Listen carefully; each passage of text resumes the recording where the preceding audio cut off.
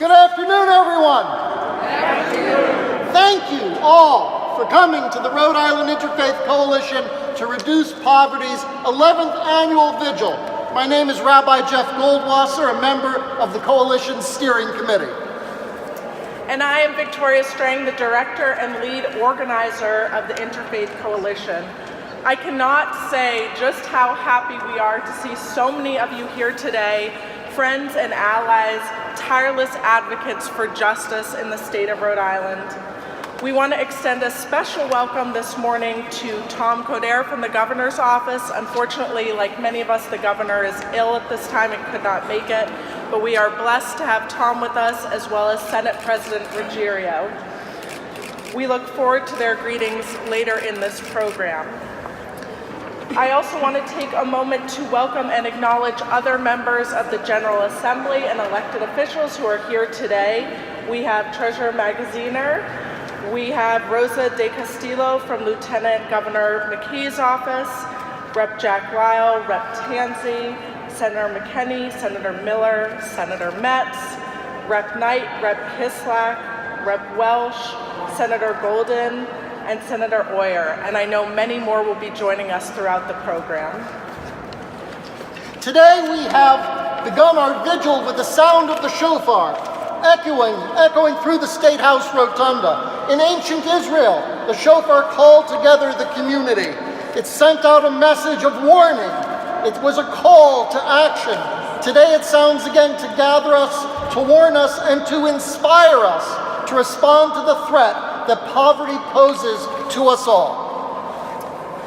55 years ago today, President Lyndon Johnson declared a war on poverty in his State of the Union address to Congress and to the nation. At the time, he said, "Unfortunately, many Americans live on the outskirts of hope, some because of their poverty, some because of their color, and all too many because of both. Our task is to help replace their despair with opportunity. This administration today, here and now, declares unconditional war on poverty in America. Johnson's war on poverty resulted in programs such as the Food Stamp Act, Head Start, Medicare, Medicaid, the Community Action Program, VISTA, and Job Corps. These programs have made a huge difference for our society, providing access to health care and reducing hunger for millions of Americans. But, as many of us know, there is still more to do. 55 years later, poverty is still an ever-present reality in the United States and in Rhode Island. How can it be that 55 years later, here in Rhode Island, 12.8% of Rhode Islanders are living in poverty, the highest poverty rate in New England?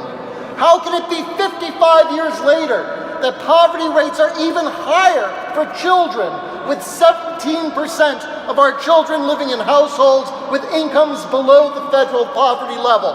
How can it be 55 years later that the Rhode Island Food Bank serves 57,000 people in need each month? For the last 11 years, members of our Interfaith Coalition have come here at the beginning of each session of the General Assembly to wish our legislators and other elected officials success in reducing poverty.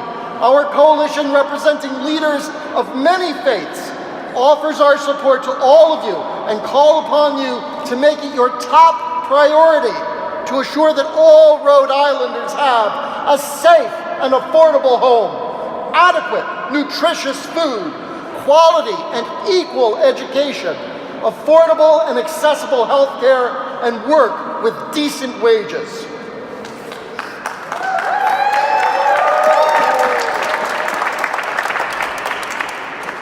So we stand here today to ask that in the 2019 General Assembly, our legislators and other elected officials to prioritize the following issues.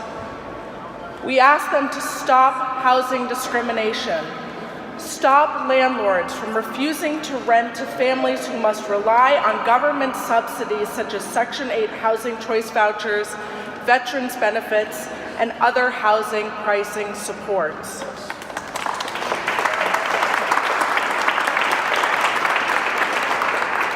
We ask our elected officials to make permanent RIPTA's no fare bus pass for the elderly and people with disabilities, establishing a sustained source of funding.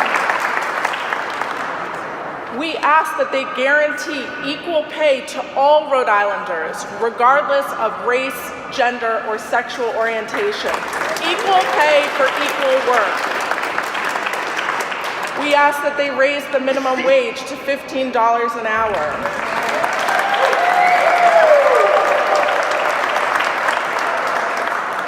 We ask our elected officials to give undocumented Rhode Islanders a chance to travel to their jobs and care for their children by allowing all Rhode Islanders to apply for driver's licenses. Make our roads safer by assuring that all people, regardless of their immigration status, can be an insured driver. Finally, we ask that our elected officials support the poorest children in our state and provide their parents with meaningful pathways to work by making improvements to the Rhode Island Works program, including repealing the rule that temporarily stops benefits after 24 months.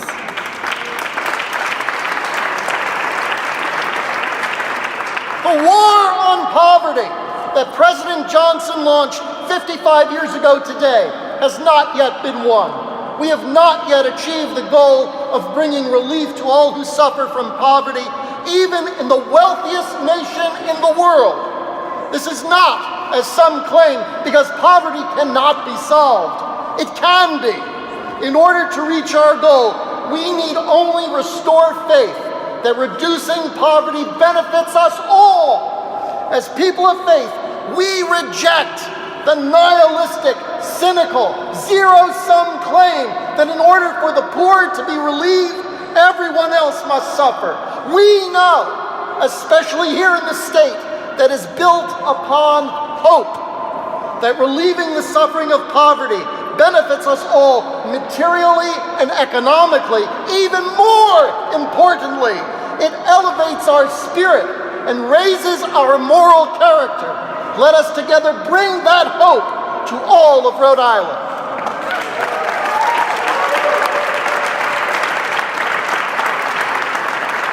Thank you.